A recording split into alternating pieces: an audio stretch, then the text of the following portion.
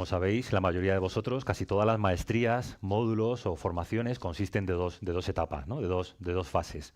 Una teórica, en la que te dan una serie de asignaturas y te enseñan una serie de conocimientos teóricos, y otra práctica, en la que tienes que poner en práctica todo lo que has aprendido, ¿no? Y sucede que hay personas que no se saben la teoría bien, y claro, ¿cómo van a ponerla en práctica, no? Si no han aprendido lo que tienen que aprender. Pero sucede que otros han aprendido bien la teoría y luego fallan a la hora de ponerlo en práctica, ¿no? Y lógicamente la titulación de este tipo de cursos, maestrías, etcétera, depende de hacer bien la parte teórica y de hacer bien la parte práctica, ¿no? Con la vida cristiana sucede algo parecido. Llegamos al conocimiento del Evangelio por el entendimiento de una serie de doctrinas, de una serie de verdades, pero todo esto podemos decir que es la parte teórica, aunque también experimental, del conocimiento de Dios. Sin embargo, como la propia palabra dice, la vida cristiana consiste en eso, en vida. No son meros conocimientos. Cristiano no es aquel que tiene unos conocimientos y que ya está, ¿no? Cristiano es aquel cuya vida ha sido transformada y vive de acuerdo a la voluntad de Dios. Y es lo que vamos a considerar hoy también en el pasaje de Efesios, capítulo 4. Y vamos a comenzar a leer desde el versículo 25 hasta el final del capítulo. Dice el apóstol Pablo, continuando con el tema que ya comenzamos: por lo cual, desechando la mentira, hablad verdad cada uno con su prójimo, porque somos miembros los unos de los otros. Airaos, pero no pequéis, no se ponga el sol sobre vuestro enojo, ni deis lugar al diablo. El que hurtaba, no hurte más, sino trabaje, haciendo con sus manos lo que es bueno, para que tenga que compartir con el que padece necesidad. Ninguna palabra corrompida salga de vuestra boca, sino la que sea buena para la necesaria edificación, a fin de dar gracia a los oyentes. Y no contristéis al Espíritu Santo de Dios, con el cual fuisteis sellados para el día de la redención. Quítense de vosotros toda amargura, enojo, ira, gritería y maledicencia, y toda malicia. Antes, sed benignos unos con otros, misericordiosos, perdonándoos unos a otros, como Dios también os perdonó a vosotros en Cristo. Pues este texto, como sabemos, es la continuación y está poniendo ejemplos prácticos de algo que podía resultar una abstracción. En el estudio anterior dijimos que se nos llamaba como cristianos a despojarnos del viejo hombre, a renovarnos en el espíritu de nuestra mente y a vestirnos del nuevo hombre, creado según Dios. Y alguien puede decir, bueno, pero ¿eso qué significa? Eso es algo abstracto, ¿cómo se hace eso? Pues aquí tenemos los ejemplos, ¿no? Aquí tenemos ejemplos de lo que es despojarse y de lo que es revestirse o vestirse del nuevo hombre. Y todo ello, como dije, pasa por la renovación de la mente. Por tanto, entendemos, y lo vuelvo a repetir, que la vida cristiana es vida y consiste en una transformación que el Señor está llevando a cabo en nuestra vida. No son meros conocimientos teóricos, no es un conocimiento estéril o que nos permita estar ociosos. Y vamos a ir viendo no solamente lo que el texto dice, sino principios. Voy a tratar de sacar principios. Y el primero que quiero poner delante de vosotros es el siguiente. Bueno, hemos visto que el cristiano no debe mentir, debe decir la verdad. Hemos visto también que debe controlar su ira, debe controlar el enojo. Hemos visto que no debe robar. Hemos visto que las palabras de su boca deben ser cuidadosas, deben buscar hacer bien a los demás. Hemos visto que debe perdonar. Y muchas personas pueden decir, pero bueno, ¿eso es la vida cristiana? Eso es la vida de cualquier persona de bien. Así vive cualquier persona de bien, independientemente de su fe. No importa que sea cristiano o no. No importa incluso que sea ateo, porque así procuran vivir todas las personas de bien. ¿En qué sentido dices que esta es la vida cristiana? ¿Cuál es la diferencia? ¿En qué se distinguiría la vida de un cristiano de lo que podemos llamar la vida de una persona de bien? ¿Qué pensáis? Mm, Sí, efectivamente, ahí hay un principio que vamos a considerar a continuación. Externamente, como acabamos de decir, cualquier persona, independientemente de su confesión, de su credo, de su fe, puede tratar de vivir una vida semejante. Pero vamos a darnos cuenta de dos cuestiones que creo que son importantes. La primera es la motivación o el origen o el fundamento o la razón de esta clase de vida. ¿Cuál es la razón de esta clase de vida? Bien, pues vamos a pensar un poco en esto. En primer lugar, ¿qué es lo que motiva a una persona que no es cristiana a vivir esta clase de vida que es una buena vida, que es una vida recta, que es una vida ordenada? ¿Qué motiva a las personas que no son del Señor, que no conocen a Cristo, a vivir esta clase de vida? Bueno, en algunos casos, ¿qué es lo que sus padres le han enseñado, ¿no? le han educado de esa manera, es su trasfondo cultural, vamos a decir, y lo ha dado por bueno. Entonces procura vivir como le han enseñado, honrar lo que le han enseñado. Hay otras personas que quizás no les han enseñado esto, pero ellos mismos han llegado a la convicción de que esta vida es mejor, es más compatible con una buena conciencia, es una vida virtuosa, es la clase de vida que ellos han elegido vivir. Hay otras personas quizás que piensan que hay una especie de justicia impersonal que llaman karma. Entonces, si tú vives haciendo cosas buenas, te van a suceder cosas buenas. Y si tú vives buscando o haciendo cosas malas, esa justicia impersonal va a caer sobre ti y algo malo te va a pasar, ¿no? Hay otras personas que pueden tener multitud de otras razones, pero todas son razones que nacen de la propia persona. Ahora, ¿cuál es la diferencia? La diferencia es que nosotros, como cristianos, no hemos escogido en sí esta vida, sino que más bien esta vida nos ha cogido a nosotros. Explico la diferencia. Leímos en el capítulo 1 que el propósito de Dios para nosotros antes de crearnos, el propósito de Dios para sus escogidos, fue que fuésemos santos y sin mancha delante de Él. Es decir, Dios planeó esta clase de vida para nosotros, sus escogidos. Para aquellos que fueron llamados por el Evangelio en un momento y en un lugar en este mundo. Entonces, como digo, en un sentido, esa es la vida que Dios ha escogido para nosotros, no la iniciativa que nosotros hemos tomado por vivir de esta manera. Y vemos también cómo, si os acordáis lo que vimos hace 2 semanas, sé que es mucho pedir, pero lo vamos a recordar brevemente, dijimos que el resultado de la vida de muchas personas es el resultado de que Dios no está en sus vidas, son ajenos de la vida de Dios. Su corazón o su mente está en tinieblas acerca de Dios y su corazón está endurecido. Por consiguiente, versículo 19, se entregan a la lascivia para cometer con avidez toda clase de impureza. Y os pido que notéis o que recordéis esta conexión. Como Dios no está en sus pensamientos, como Dios no está en sus corazones, esto tiene consecuencias en su vida. Ahora, es cierto que hablábamos de que esto era la realidad de algunas personas en el mundo pagano, no de la realidad de todos aquellos incrédulos. Porque ya he dicho que hay personas que por sí mismas y desde su propia iniciativa buscan la virtud.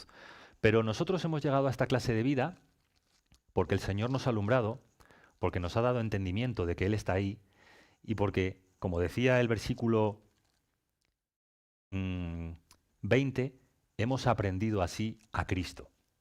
Y si os acordáis, hacíamos un énfasis en las preposiciones. No dice hemos aprendido de Cristo, sino que hemos aprendido a Cristo, lo hemos conocido. Y al haberlo conocido, hemos sido transformados, hemos sido cambiados. Y entonces, como dice después, hemos sido por Él enseñados. Él ha puesto en nosotros el deseo y la aspiración para vivir de otra manera. Entonces os pido que notéis esto, ¿no? Que es una primera diferencia que ha hecho notar nuestro hermano Pedro. Sí, algunas personas externamente viven esta clase de vida motivados por sus propias razones. Nosotros vivimos esta clase de vida por causa de Dios, porque Él nos escogió para esto y porque de Cristo hemos aprendido a vivir de esta manera. Ahora, si Él os propongo lo siguiente, si la razón para vivir esta clase de vida no somos nosotros, ni está en nosotros, sino que es Dios y por tanto está en Dios, la razón para vivir esta clase de vida es más profunda, más firme, más estable y más sólida que cualquier otra razón. ¿Por qué? Porque nuestra razón para vivir así es Dios mismo. ¿Podemos verlo? Espero que estemos de acuerdo, si no luego podemos expresarlo en el coloquio que tenemos después. Ahora, hay una segunda razón por la cual esta clase de vida que los cristianos vivimos es diferente a la que puede vivir un escéptico. Y es la motivación para seguir viviéndola. ¿Y cuál es la motivación para un escéptico que considera que estas son las normas morales o que esta es la ética que le conviene cuando las circunstancias en su vida cambian drásticamente y descubre que saltándose uno de sus propios principios le puede ir mejor? ¿Entendéis lo que estoy diciendo? Es decir, es una persona que cree que como norma general es mucho mejor evitar la mentira y decir la verdad.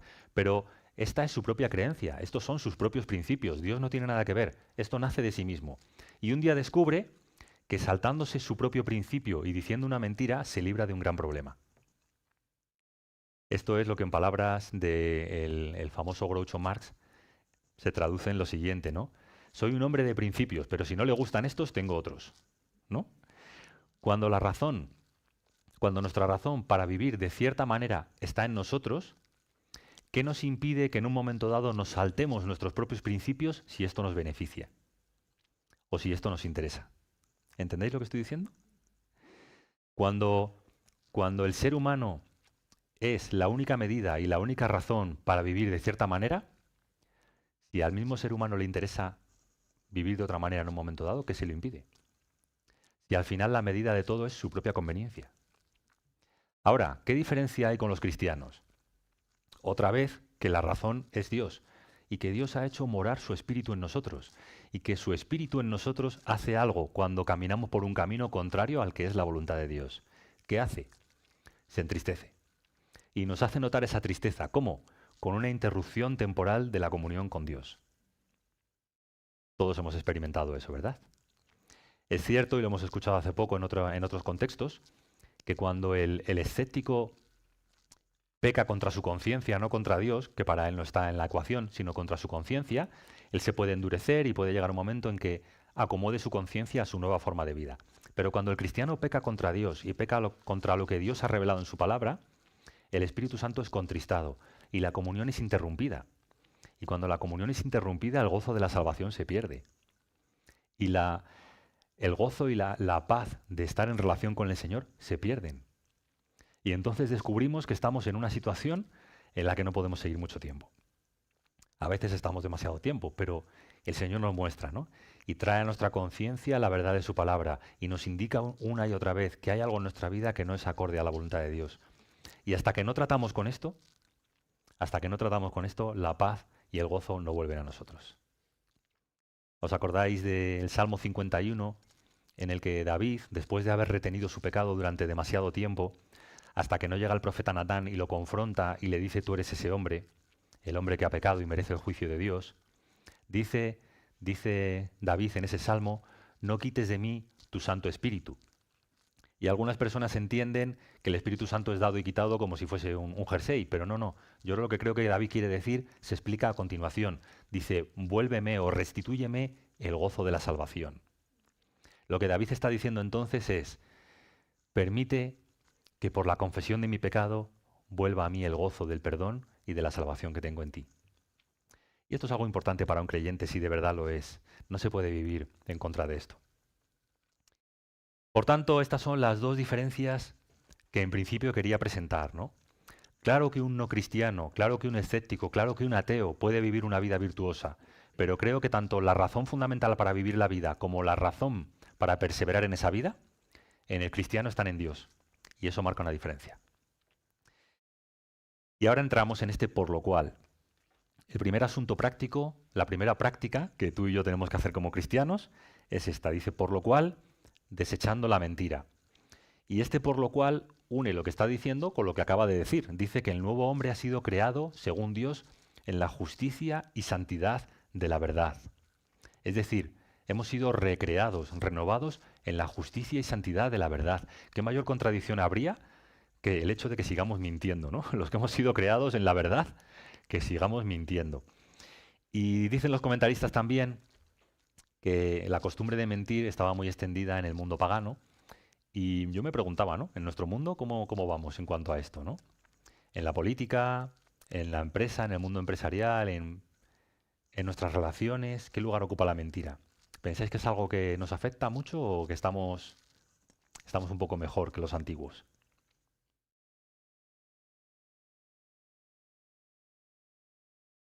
¿Mm? Igual.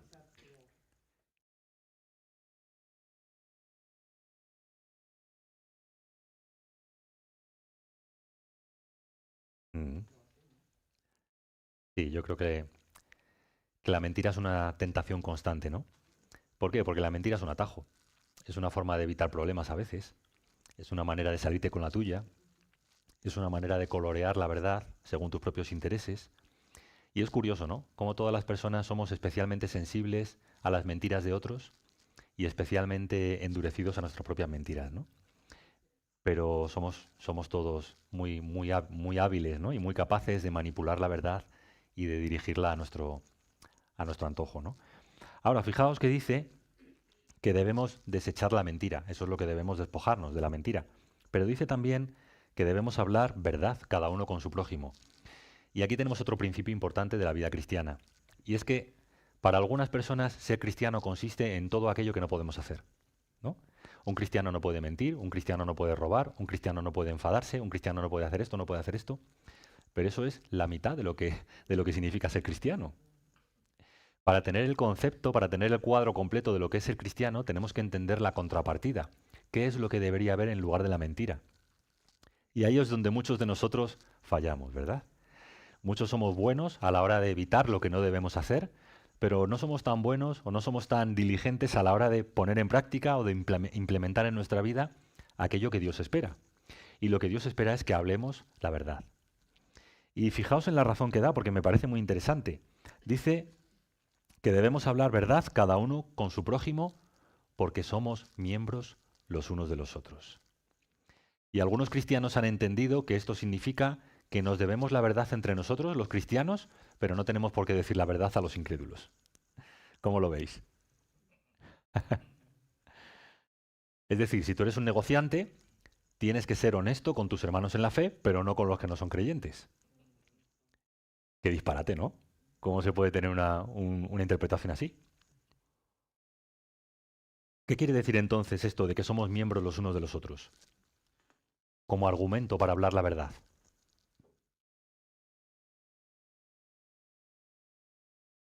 ¿Qué pensáis? Mm, mm, mm. Es decir, que por la relación que nos une, por la estrecha relación que nos une, que hace de todos nosotros una unidad, un cuerpo, una unidad orgánica, este tema de hablar la verdad debe comenzar por nosotros mismos, ¿no? Porque si no sería como engañarnos a nosotros mismos. Es decir, si este principio fundamental que es hablar la verdad no lo practicamos entre nosotros mismos, ¿qué estamos haciendo? Y sabéis que hay muchos aspectos prácticos de esto y no voy a entrar, no me voy a entretener en ello, ¿no? Pero hablar la verdad no significa pues ir diciendo lo que piensas a todo el mundo pues como un modo de entretenimiento, ¿no? No, no es eso. Hablar la verdad significa que tu testimonio sea veraz y que tus palabras sean honestas y que lo que tú dices pues se pueda confiar en ello, ¿no? Podamos confiar unos en lo que dicen los otros. ¿Y qué diferencia haría esto en nuestra vida? ¿Qué diferencia haría en nuestras relaciones el saber que cuando nos hablamos los unos a los otros, nos hablamos la verdad? Esto sería algo hermoso, ¿no? Pues de la mentira es de lo que hemos de despojarnos, pero para revestirnos de la verdad, no para quedarnos desnudos, sino para revestirnos de la verdad. Ahora, dice después, os traigo el tercer principio en que la vida cristiana tiene una dimensión espiritual. Y esta es otra diferencia entre la buena vida que pueden vivir los escépticos y la vida cristiana. ¿Y cuál es ese principio o esa dimensión espiritual? Fijaos lo que dice a continuación. Dice, airaos, pero no pequéis. No se ponga el sol sobre vuestro enojo. Dice, ni deis lugar al diablo. Esto es algo interesante, ¿verdad? Es una diferencia con la vida que viven los escépticos que no reconocen que haya un mundo espiritual y que ese mundo espiritual tenga influencia en nuestra propia vida. Pero lo que Pablo está diciendo es que hay un mundo espiritual, Dios es espíritu, pero hay otros espíritus que tienen influencia o que pueden tener influencia en nuestra vida. ¿Cómo? Cuando nosotros damos lugar a la ira y no tratamos con ella y no ponemos freno, no ponemos un límite a esa ira, lo que estamos haciendo es abrir una puerta ¿a quién? Al diablo.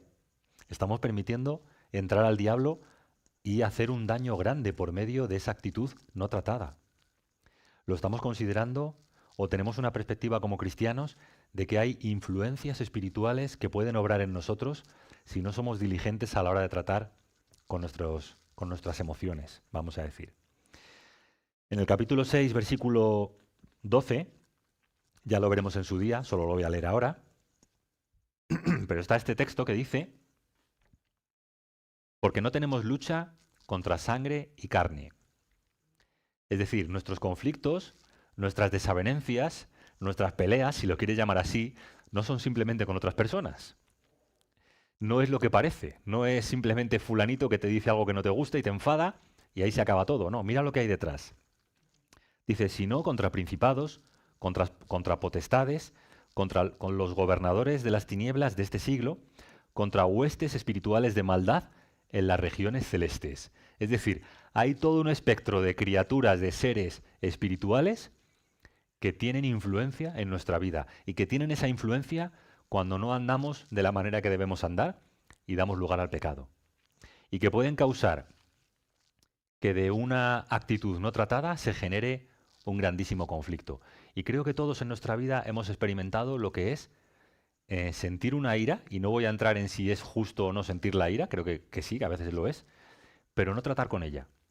Y dejar que anide, y dejar que se ponga un rencor en nuestro corazón y una amargura, y entonces empecemos a tratar a otros de esa manera, ¿no? Lo que Satanás o sus huestes pueden hacer en medio de nosotros cuando no tratamos con la ira y cuando esa queda anidada en el corazón, ¿no? Pues creo que es una cuestión que debemos reflexionar, ¿no? Esa dimensión espiritual de ese mundo que no vemos, pero que tiene influencia, que tiene algo que hacer entre nosotros. Y en su día veremos cómo Dios, que sabe estas cosas, ha provisto para nosotros pues toda una armadura, toda una serie de elementos que nos defienden de esa influencia espiritual en nosotros. Pero ya lo veremos. Ahora, esto de la ira, no voy a entrar mucho en ello, no es el principal enfoque de hoy, pero es verdad que no toda ira es mala, ¿no? Si cuando un cristiano ve algo que es claramente injusto y no siente nada, no se parece a Dios. Porque cuando Dios ve algo injusto, siente ira. ¿Es así? Cuando Dios vio que la casa de oración, la casa de su Padre, el lugar donde las personas debían ir para buscar a Dios y para tener comunión con Él, se había convertido en un mercado, sintió ira y actuó conforme a esa ira. ¿Cuál es el problema o cuál es la diferencia? Que la ira de Dios es siempre santa y justa. La nuestra no. Dice Santiago que la ira del hombre no obra la justicia de Dios. Por tanto, ¿sentir ira es algo ilegítimo? No, es algo hasta cierto punto saludable. ¿Ejecutar o llevar a cabo esa ira en forma de venganza es correcto? No. Ahí es donde debemos tener cuidado, ¿no? Y dice después, y este es otro principio, que no debemos hurtar. Dice, el texto original dice el que hurta, no el que hurtaba, el que hurta, dando a entender que en medio de los efesios podía haber personas que seguían hurtando.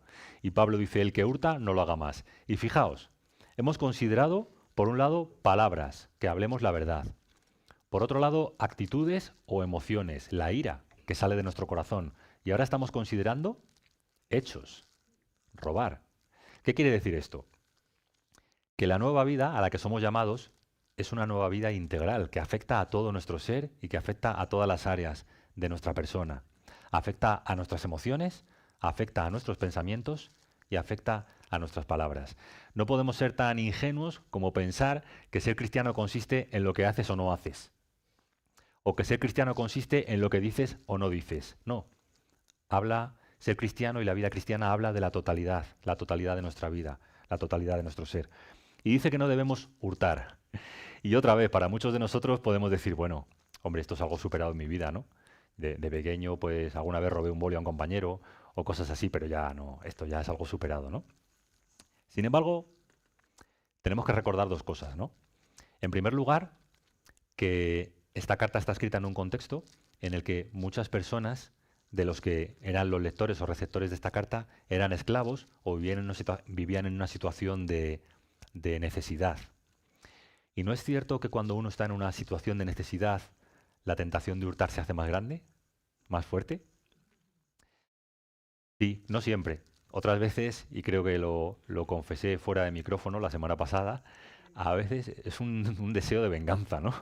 Pensad en un esclavo que está siendo maltratado, que su amo se porta mal con él. Cuando ese amo se va de casa, qué tentación es decir, ¿no? Me voy a cobrar las picias que me hace y el maltrato que tiene sobre mí me lo voy a cobrar en especia, ¿no? Es una tentación. Y lo que Pablo está diciendo es que esto es otra forma de venganza, si fuese el caso, y en cualquier caso que es un atentado contra el prójimo, contra la propiedad privada, y que un cristiano no debe hacer eso. No se debe robar. Pero otra vez, muchos de nosotros podemos decir, pues entonces soy muy buen cristiano porque yo no robo. No, un cristiano no debe robar, pero debe hacer lo siguiente que dice aquí, debe trabajar. ¿Y debe trabajar para qué?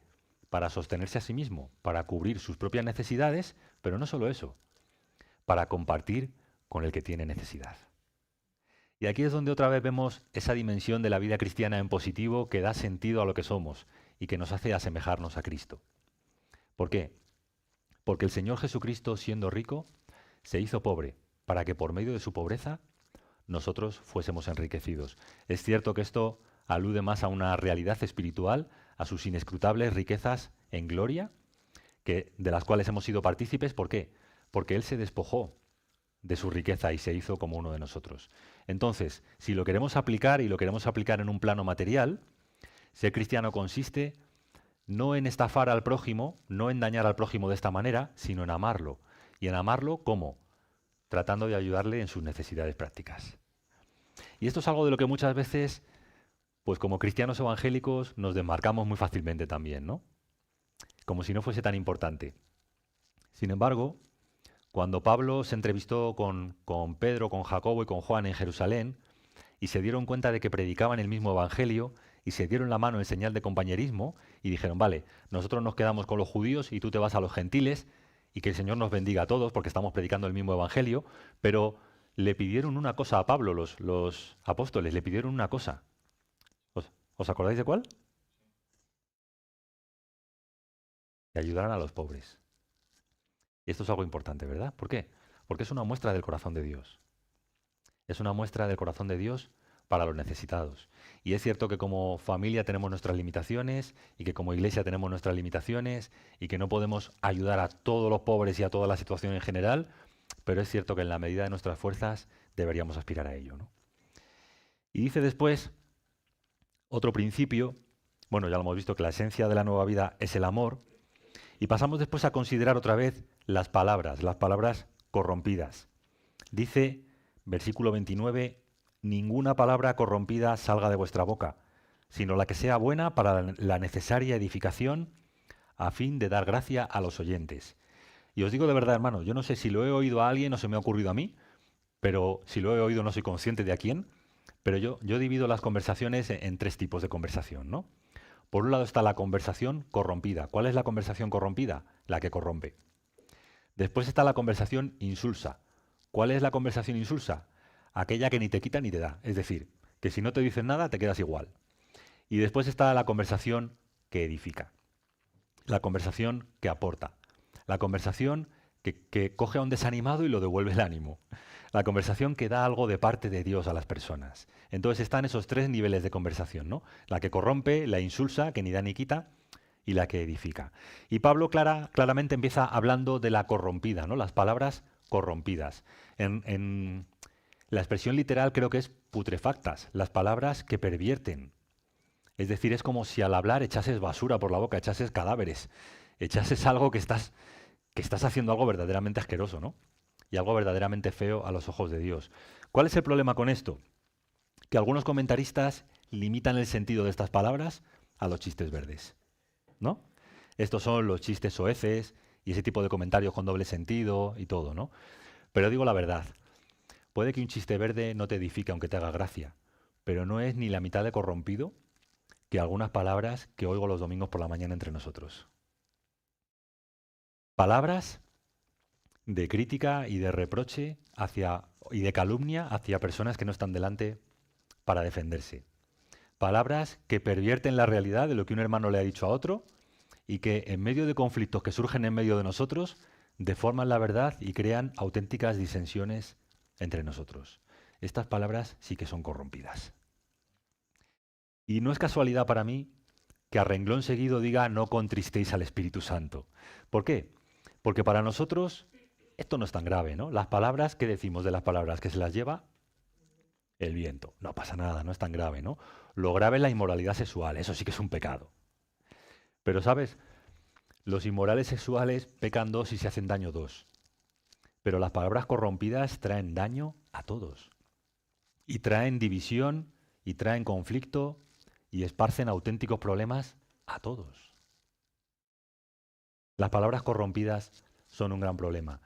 Y es un pecado que hay que tomar suficientemente en serio y que hay que atajar en nuestra vida como todos los demás. Como el no robar, como cualquiera que hemos visto antes, ¿no? Como no ser un iracundo que vas vengándote por ahí de las personas. Es igual. Es algo que hay que tomar con la misma firmeza. Y os quiero invitar a algo muy práctico. Si una persona en medio de nosotros, espero que no seas tú ni que sea yo, pero si una persona en medio de nosotros se dedica a propagar palabras corrompidas, hablando mal de otros hermanos, generando disensión y división entre nosotros, páralo y di, mira, lo que estás trayendo no me está aportando nada bueno, deja de hablar, por favor. O háblame de otras cosas. Hay una cuestión práctica que he probado algunas veces y que funciona muy bien. Y es que cuando alguien te está hablando mal de otra persona que no está delante para defenderse, ¿sabes una cosa que puedes hacer? Habla bien de esa persona. No mientas. Di las cosas que tú sabes que de esa persona son buenas. Normalmente esto es suficiente para que la otra persona se dé cuenta de que no está siguiendo su corriente y se detenga. Hay otra cosa que me ayudó en mi vida y esto lo cuento como anécdota, ¿no? Hay un hermano con el que siempre tuve tensiones en el pasado, que nunca nos poníamos de acuerdo. Si yo decía negro, él decía blanco, si yo decía por aquí, él decía por allá, era difícil entenderme con él. ¿Y qué pasaba? Que en mi mente siempre surgían malos pensamientos acerca de él y ganas de criticarlo. Y ganas de criticarlo. Y cuando alguien me preguntaba acerca de este hermano, era como para mí, como tenía un arsenal de quejas contra él, ¿no? Era como, ¿quieres saber acerca de este? Te puedo contar, porque es que no estamos de acuerdo nunca. Pero ¿sabéis una cosa que creo que el Espíritu me mostró acerca de este hermano? Que nunca hablaba mal de otro hermano. Increíble. Podía tener muchos defectos, o lo que a mi juicio eran muchos defectos, pero si uno no tenía, era ese. Nunca hablaba mal de otro hermano. Y es como que el Señor me decía, y entendedme, yo no, me decía mi conciencia, ¿no? Él nunca habla mal de otros, y tú te vas a dedicar a hablar mal de él. Y aquello me daba vergüenza. Decía, no, Señor, no puedo, ¿no? Pues esto es algo hermoso, ¿no? Esto es algo que me ayudó y os quiero animar a ello. Y como digo, es algo importante. Ahora, hay más palabras, no solamente hay formas también que acompañan a las palabras, ¿no? Dice, quítense de vosotros toda amargura, enojo, ira, gritería y maledicencia. Estos son malas palabras, pero además acompañadas de malas formas, ¿no? Si ya las malas palabras son malas, las malas formas peor aún, ¿no? ¿A alguien le gusta que le griten? No, ¿no? Yo no entiendo, hermanos, cómo hay personas que van a iglesias donde el predicador no hace otra cosa más que gritarles. Digo, no sé, hay algo ahí que no acabo de entender, ¿no? A mí no me gusta que me griten, pero no me gusta tampoco que me hablen malas palabras, ¿no? Y entiendo que a nadie le guste que yo le grite. Entonces el apóstol está otra vez poniendo este énfasis en las palabras y en las formas.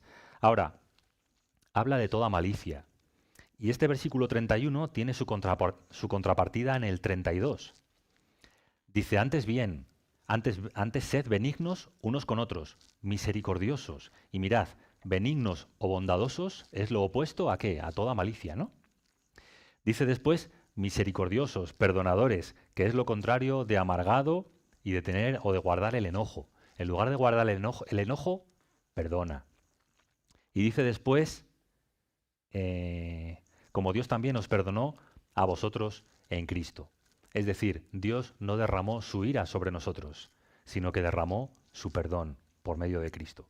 Entonces, estas son las cosas de las que nos tenemos que desechar y estas son las cosas de las que nos tenemos que vestir. Ahora, sucede una cosa, y es que esta lista de cosas tan feas y tan desagradables del versículo 31 es lo que surge, lo que emerge naturalmente de nuestro corazón.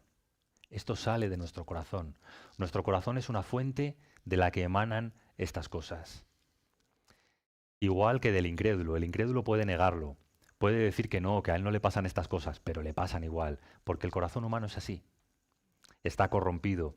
La contaminación no es el mal que otros ponen en nosotros, es lo que sale de nosotros. ¿Os acordáis, no? Cuando Jesús les dice a sus discípulos, o mejor dicho, les dice a los fariseos, que dicen a sus discípulos, comen con las manos sucias, te van a contaminar. Y dice, no, hombre, lo que contamina es lo que sale del corazón. Y estas cosas son las que salen del corazón. Ahora, ¿No es la vida cristiana una utopía, siendo esta la realidad? ¿Cómo vamos a vivir nosotros de acuerdo a lo que está diciendo aquí el apóstol Pablo? ¿Cómo vamos a practicar estas cosas si tenemos dentro de nosotros un corazón del que brotan todas estas cosas? Qué complicado, ¿no?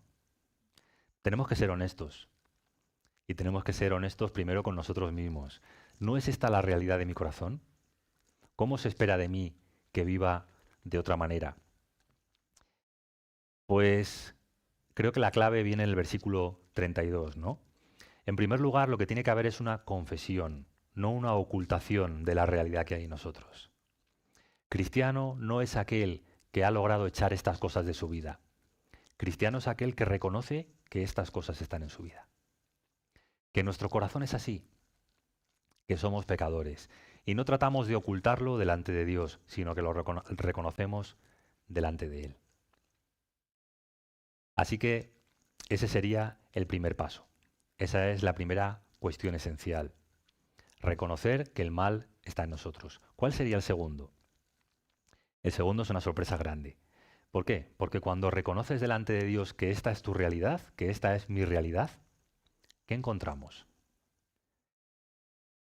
Perdón. Dios nos perdonó en Cristo. Esto es increíble. Y es el principio de la nueva vida que hay en nosotros, el perdón de Dios en Cristo. Que hemos recibido gracia, y porque hemos recibido gracia, podemos dar gracia. Juntamente con el perdón de Dios, hemos recibido un nuevo entendimiento acerca de cómo es Dios, y hemos recibido un nuevo corazón sensible e inclinado hacia la voluntad de Dios. Por tanto, ¿la nueva vida es una utopía? No. La nueva vida es producto de la gracia de Dios, que no solamente nos da perdón, sino que nos transforma y que nos está transformando continuamente. ¿Que va a ser una batalla toda la vida? Sí. ¿Que vamos a tropezar muchas veces en las mismas piedras? Sí. ¿Que por momentos puede ser descorazonador y nos parezca que no avanzamos? Sí. Pero no es una utopía. La nueva vida que se nos llama a vivir, que se nos llama a practicar, es la vida que Dios produce por medio de Cristo en nosotros. Dice el apóstol Pablo escribiendo a los Gálatas, con Cristo he sido juntamente crucificado. Dice, y ya no vivo yo. Una mejor traducción sería, y vivo, pero no yo, sino Cristo a través de mí. ¿Os acordáis que el Señor Jesús recordó a sus discípulos en Juan capítulo 15, yo soy la vid, vosotros los pámpanos, separados de mí no podéis hacer nada, y menos vivir esta clase de vida, esta buena vida de la que muchos se ufanan, sin Dios? No, esta clase de vida es imposible para el ser humano. ¿Por qué? Porque es contraria a la naturaleza del ser humano. Es la clase de vida de Dios, que emana de Dios. Por tanto, ¿cómo podemos tú y yo, pecadores, vivir esta vida? Por medio de Cristo. Él es la vid, nosotros los pámpanos. Si permanecemos en Él, si por la fe somos incorporados a Él, entonces la vida de Cristo fluye a través de nosotros, produciendo ¿qué? El fruto de Dios en nosotros. Todas estas cosas. Por eso, no desesperemos, no nos desanimemos, pero seamos conscientes que lo que Dios nos pide es que permanezcamos en Cristo, que dependamos de Él, que estemos conscientes y vivamos conscientes de la gracia que de Él recibimos. Porque de la gracia que de Él recibimos, podemos tomar para dar gracia a otros. Y ese es el único secreto. Y las cosas son tan fáciles o tan difíciles como comprender esto. Por eso, acabo como comencé, ¿no? Somos llamados a practicar estas cosas, no a saberlas, porque una cosa es saberlas, pero la bienaventuranza está en practicarlas. Y practicarlas consiste en vivir cerca de Dios, no ocultando lo que somos, sino reconociendo lo que somos y esperando de Dios gracia en Cristo para vivir como Él quiere. Pues que el Señor nos ayude. Amén.